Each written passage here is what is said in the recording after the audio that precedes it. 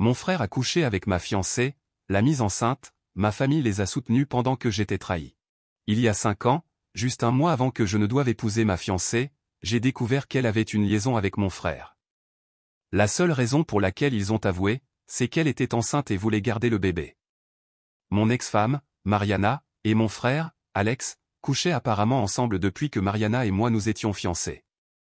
Mariana et moi étions ensemble depuis notre dernière année de lycée et avions continué notre relation à l'université. Donc, se fiancer semblait être la prochaine étape naturelle après si longtemps ensemble. Cependant, quelques jours après nos fiançailles, mon frère a avoué à Mariana qu'il avait toujours eu des sentiments pour elle et qu'il sentait qu'il devait le lui dire avant qu'elle ne se marie parce qu'il ne pourrait plus le lui dire après. C'est alors que Mariana a réalisé qu'elle avait progressivement développé des sentiments pour lui aussi. Apparemment, ils avaient même flirté secrètement lors de réunions de famille et autres, mais elle n'était pas sûre de lui, alors elle est restée avec moi. J'ai découvert tout cela il y a 5 ans, quelques mois seulement avant mon mariage, lorsque tous les deux m'ont fait asseoir, avec mes parents, pour me dire qu'ils allaient être ensemble, et qu'elle ne pouvait plus m'épouser parce qu'elle était amoureuse d'Alex, et qu'ils attendaient un bébé. J'étais tellement bouleversé ce jour-là, je pouvais à peine le croire, et j'ai dit à Mariana que je voulais qu'elle rentre à la maison avec moi et qu'elle rompe avec Alex. Mais ma mère a clairement fait savoir que rien de tout cela n'allait se produire, qu'Alex et Mariana allaient être ensemble, et que je devais simplement l'accepter parce que c'était leur décision. Je ne pouvais pas croire que ma mère soutenait cela. Au moins, mon père a eu la décence de paraître embarrassé et a essayé de me réconforter, mais ma mère soutenait ouvertement ce qui se passait et m'a dit que si j'avais un problème avec ça, alors je devais le garder pour moi parce que Mariana était enceinte et que je n'avais pas le droit de les contrarier dans cet état. Ma mère était tellement ravie d'avoir enfin un petit enfant dans la famille qu'elle se fichait complètement de ce que je traversais et s'est disputée avec moi pour justifier ce qui se passait. Après cette confrontation, Mariana a emménagé avec ma famille parce que ses propres parents ne voulaient plus lui parler après qu'elle leur ait dit la vérité. Nous avons dû annuler le mariage, évidemment, et mes parents ont couvert les frais pour que je n'ai pas à m'en soucier. Cependant, j'ai été rejeté par la famille parce que j'ai refusé de leur parler. Au cours des 5 dernières années, je n'ai eu aucun contact avec eux. La seule personne qui a essayé de me contacter était mon père, mais je n'étais pas intéressé à lui parler, donc il y a eu un silence total de leur côté depuis que j'ai coupé les ponts. Il m'a fallu beaucoup de temps pour surmonter ce qui s'était passé parce que Mariana et moi avions été ensemble si longtemps, je l'avais vraiment aimé. Il a fallu beaucoup de temps et beaucoup de thérapie pour surmonter cela. Et même si je ne dirais pas que je suis complètement guéri aujourd'hui, je gère la situation. Le reste de la famille est resté en contact avec moi et j'ai appris par eux que Mariana avait eu un fils avec mon frère. Un mois après que Mariana ait eu son fils, un test de paternité a confirmé que le bébé était celui de mon frère, pas le mien, donc il n'y avait plus besoin de les contacter après cela. Et ils se sont mariés et sont ensemble depuis 5 ans. Je pensais que tout allait bien pour eux, mais il y a une semaine, ma mère m'a soudainement appelé. J'ai été surpris parce qu'elle avait été la plus malsainement favorable à Mariana et Alex, alors par curiosité j'ai décidé de la rappeler après qu'elle m'ait envoyé un email disant qu'elle avait un besoin urgent de me parler.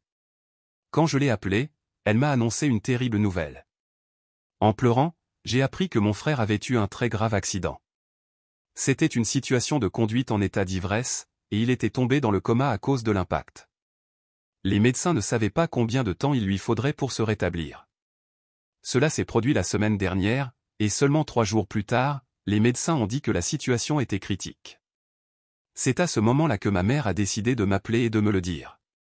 Au début, j'ai pensé qu'elle allait me demander de lui rendre visite, d'être là pour la famille, ce que j'aurais été prêt à faire parce que malgré tout, je pense que c'est une chose sérieuse et cela aurait été une attente raisonnable. Je ne voulais pas tourner le dos à quelqu'un dans une situation aussi horrible. Mais ensuite, ma mère a pris une tournure complètement différente et m'a dit qu'elle voulait que je sois là pour Mariana et mon neveu. Je n'ai pas compris ce qu'elle voulait dire par là, alors elle m'a expliqué qu'elle s'attendait maintenant à ce que je prenne la place de mon frère et que je sois là pour eux à sa place. Quand j'ai demandé plus de détails, elle m'a dit que maintenant qu'Alex n'était plus là, je devrais être là pour Mariana et son enfant de toutes les manières possibles, non seulement financièrement, mais elle s'attendait à ce que j'emménage avec eux pour que je puisse prendre soin d'eux. Elle m'a dit qu'elle l'aurait fait, mais qu'elle n'était plus jeune, et que ce serait trop de travail de s'occuper d'eux tous, c'est pourquoi elle m'appelait pour prendre une décision.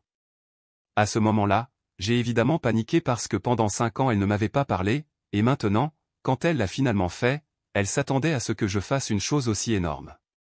Je pouvais comprendre que Mariana et son fils soient seuls et aient besoin de quelqu'un, mais cette personne aurait dû être quelqu'un de sa famille immédiate, pas moi, quelqu'un qu'elle avait trahi et à qui elle ne s'était même jamais excusée. Alors je lui ai rapidement dit que je n'allais rien faire de tout cela et qu'elle était folle de s'attendre à ce que je dise oui. Elle a commencé à se disputer avec moi au téléphone, et comme je n'avais pas le temps pour ça, j'étais déjà assez contrarié, et je ne voulais pas aggraver mon humeur, alors j'ai raccroché et je l'ai bloqué à nouveau. J'ai essayé de passer ma journée comme d'habitude, mais je ne pouvais pas m'empêcher de penser à ce qu'Alex, Mariana et traversaient. Je me sentais vraiment mal pour eux, mais évidemment je n'allais pas faire ce que ma mère m'avait demandé et prendre la place de mon frère dans sa famille parce que c'est bizarre. Il est toujours en vie, juste dans le coma. Ce n'est pas comme s'il était déjà mort et ma mère agissait comme s'il n'était plus là. Je me sentais très mal à l'aise face à toute cette situation, alors plus tard dans la journée, j'ai décidé d'appeler mon père à la place, parce que je pensais qu'il serait plus raisonnable que ma mère. C'était vraiment gênant de lui parler après 5 ans sans aucun contact, mais après quelques banalités, je lui ai demandé comment allait Alex, et il m'a dit que les choses n'allaient pas très bien à ce moment-là. Puis je lui ai parlé de la conversation que j'avais eue avec ma mère plus tôt dans la journée, et j'espérais qu'il aurait un point de vue plus raisonnable. Mais il m'a plutôt dit que ma mère avait raison de s'attendre à cela de ma part. Cela m'a vraiment surpris parce que mon père avait toujours été le plus pondéré des deux. Et maintenant, il disait aussi des choses aussi bizarres. Quand je lui ai demandé s'il était vraiment sérieux, il m'a dit qu'il l'était, et que Mariana et moi avions déjà une histoire de toute façon, et que je fais partie de la famille, peu importe comment notre relation a été au cours des 5 dernières années, que je suis leur sang après tout, et que si quelqu'un devait se mobiliser pour la famille, ce devrait être moi et que les attentes de ma mère n'étaient pas si déraisonnables. Cela m'a vraiment décontenancé. Et à ce stade, je ne sais honnêtement pas quoi faire. Depuis une semaine, j'évite de parler à un membre de ma famille, même éloigné, parce que j'ai peur que quelqu'un aborde le sujet, et alors je serai obligé d'expliquer mes décisions. J'ai aussi un peu l'impression d'être le méchant ici parce que je refuse de me mobiliser pour ma famille, et je sais qu'ils ont vraiment besoin de moi, sinon financièrement, du moins émotionnellement. Je n'ai tout simplement aucune idée de quoi faire. Et je sais que ce que ma mère me demande est vraiment bizarre et déraisonnable, mais en même temps, je me sens mal de refuser catégoriquement. Je ne suis même pas allé à l'hôpital voir mon frère parce que je me sens tout simplement trop mal à l'aise face à toute cette situation. Je n'ai pas non plus pu en parler à aucun de mes amis car tout est si personnel. Ils savent comment les choses se sont passées entre ma famille et moi depuis l'annulation de mon mariage, mais c'est quelque chose d'encore plus gênant que cela. Honnêtement, c'est pourquoi je poste cela ici sur Reddit maintenant, parce que je pense sincèrement que j'ai besoin d'avis objectifs sur ce que je devrais faire. Qu'il s'agisse de mes amis ou de ma famille, ils auront tous une sorte d'opinion biaisée. J'ai vraiment besoin de conseils, parce que j'ai l'impression que je vais perdre la tête si je ne trouve pas bientôt une solution acceptable. Honnêtement, j'ai l'impression de revivre cette période de ma vie où je pensais constamment à Mariana et Alex juste après avoir découvert qu'elle m'avait trompé, et c'était une période vraiment sombre et je ne veux pas y retourner car il m'a fallu si longtemps pour m'en sortir, alors s'il vous plaît, quoi que ce soit que quelqu'un ait à dire, peu importe à quel point l'opinion puisse être dure, s'il vous plaît dites-le moi pour qu'au moins je puisse me distraire. Alors, suis-je le méchant pour refuser d'aller voir ma famille et de me mobiliser pour eux après l'accident de mon frère? Mise à jour 1, salut les gars, j'ai décidé de ne pas aller voir ma famille pour le moment. C'est vraiment trop pour moi en ce moment. Je n'avais même pas réalisé à quel point mon anxiété s'était aggravée la semaine dernière juste à cause de ce que mes parents me disaient, mais maintenant je suis de retour sous mes médicaments contre l'anxiété et j'essaie de tout gérer. Beaucoup de gens m'ont montré beaucoup d'amour et de soutien dans la section des commentaires de mon message original, et m'ont même contacté personnellement en message privé pour me dire qu'ils sont là pour moi, que je ne suis pas seul, ce dont je suis extrêmement reconnaissant. Alors, merci beaucoup pour cela.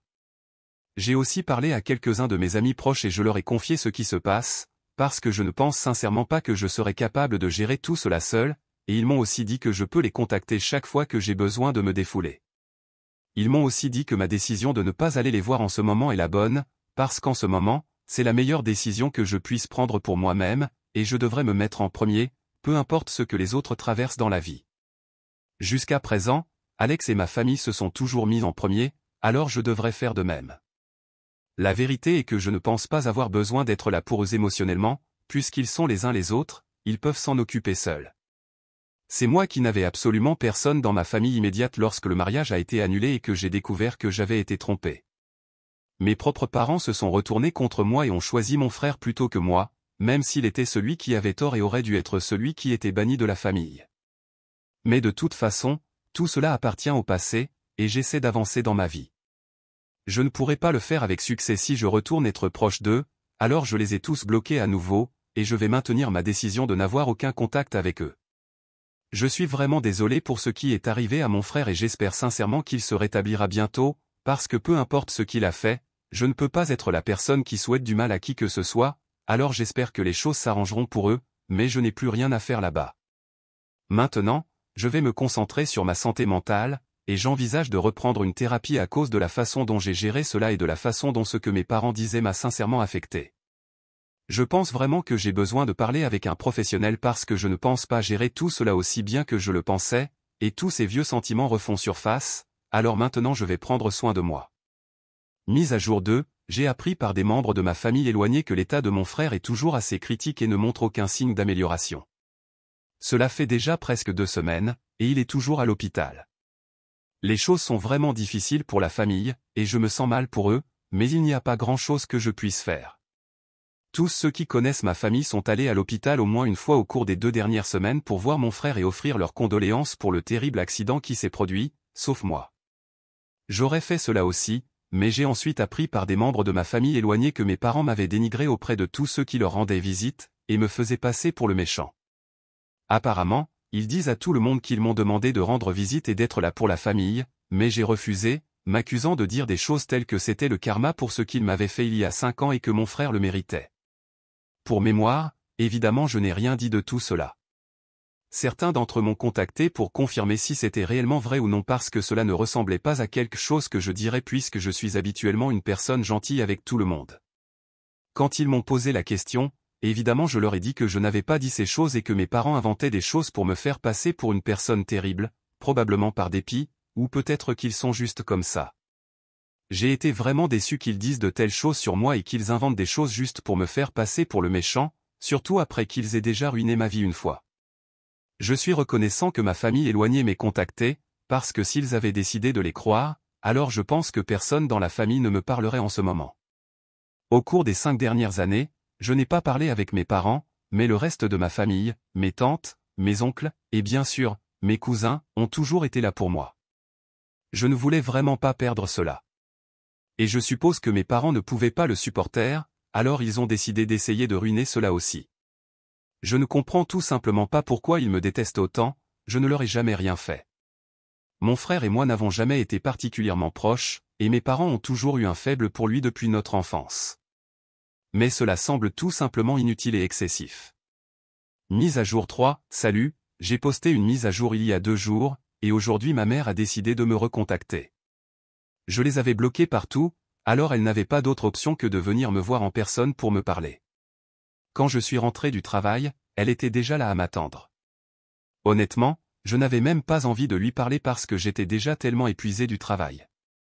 J'ai presque décidé de repartir en voiture, mais elle m'a vu, et j'ai dû aller lui parler.